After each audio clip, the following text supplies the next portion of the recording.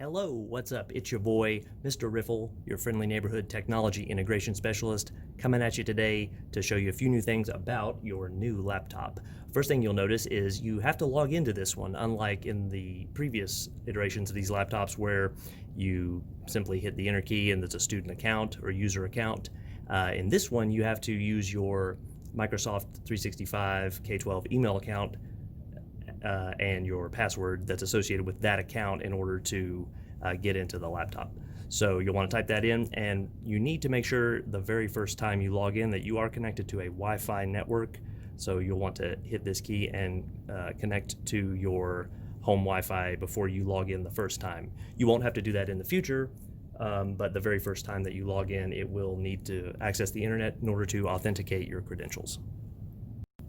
So what we've already had some questions about is the fact that unlike it before, you can't access all of the different directories that you would normally be able to access on Windows. So if you go to your File Explorer from the Windows key and you can type in,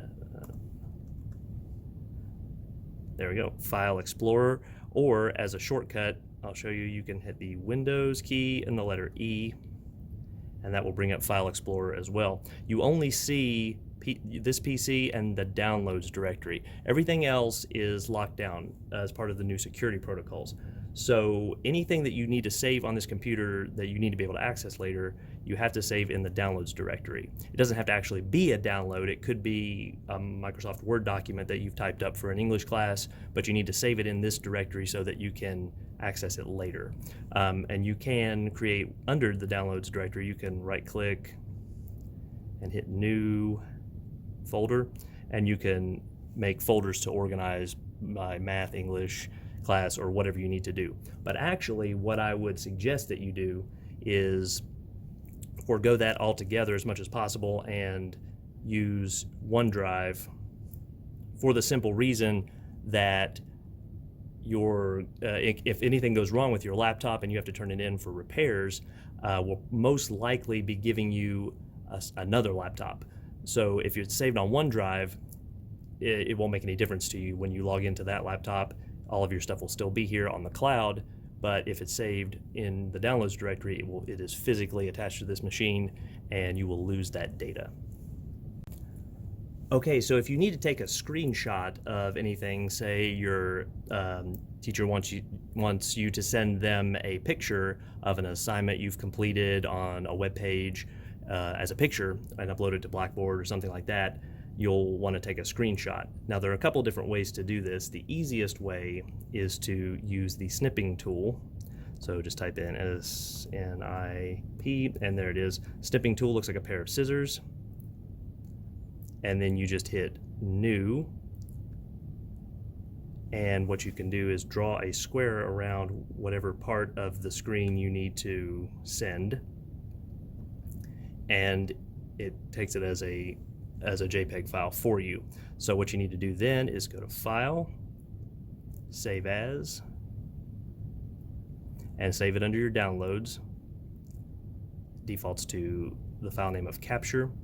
You can use Windows key E to bring that up, and there it is. So if you open up your email account in another window, you can just easily drag and drop that into an email and send it, or drag it over to a web browser that has the appropriate page on Blackboard pulled up where you would submit an assignment.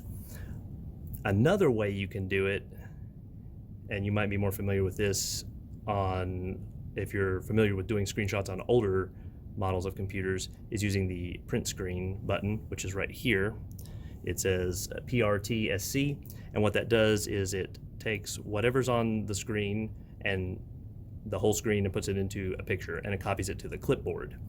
And if you don't know what the clipboard is, that is the space in memory that the computer uses, say when you're copying text or using copy and paste or cut and paste. That's where it keeps the data in between. So if you just hit that button, it copies it to the clipboard. Now you won't see it happen. It doesn't click like it does on your phone when you take a screenshot.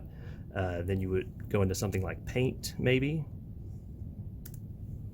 And then you can right click and you should be able to see, oh, it's not letting me right click, but you can do Control V to paste, V as in Victor, and there it is.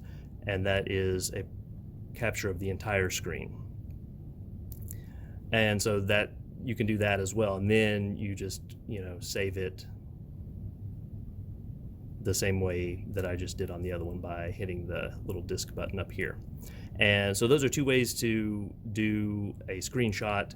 The snipping tool is a little bit easier, but this one involves one more step. In addition to using your phone camera to take a picture of your handwritten work to turn in, you can also use your laptop camera to do it if you don't have a phone, or if you are having trouble navigating to the right place to submit it on your phone, but you know where it is going through a browser on your laptop. You can do it this way. So you just open up the camera app by going to the start menu, type in camera, and there is the camera app. Now, if you hit the spacebar or the enter key, you can take a picture of anything you need. Just make sure the lighting is good enough to read it.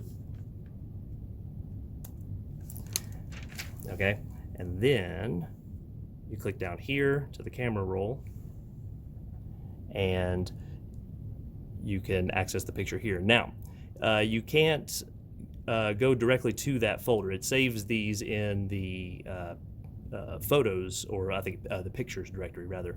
And if you try to open the folder, it will tell you you don't have access. But don't worry, there's another way to do that.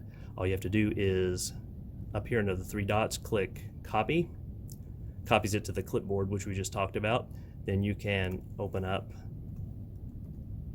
Microsoft Paint and use Control-V to paste, and there it is. And then you can go up to the disk and save it under downloads. Again, don't save it under documents or anything like that, otherwise you won't be able to access it later. And then from there you can save it, and Windows key E, and you should be able to find it right here, and you can drag it over to an open email and send it that way to your teacher, or drag it over to Blackboard where you can submit it on that website. Now, if you didn't see it earlier, an easy way to access your OneDrive is this little blue cloud down here that by default is on your taskbar down here. And because you've already signed in with your credentials initially in the laptop, it should automatically sign you into all of your Microsoft products, including OneDrive here. And you can, and if you save things to here, you will always have access to it no matter what computer you're on. Even, if your computer is being worked on, or it's not charged and you have to use your siblings for in an emergency, it won't matter. As long as you can log on to your Microsoft account and get to your OneDrive, all of your stuff will be there. So that's an easy way to access that. So you're likely to see this screen the first time that you get on the internet, unless you got your laptop at school and were able to log on to the internet at school. Then you may not see this screen. But if you do, it's okay.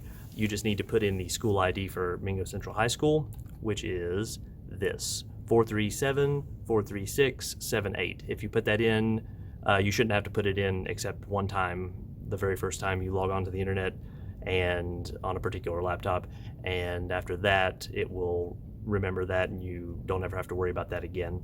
So that number again is 437-436-78. I hope this has been helpful for you. If you have any problems at all, don't hesitate to get in contact with me. You can call the front office at Mingo Central High School and ask for me. My name is Alan Riffle. You can also call my extension directly or email me. Thank you very much and stay safe.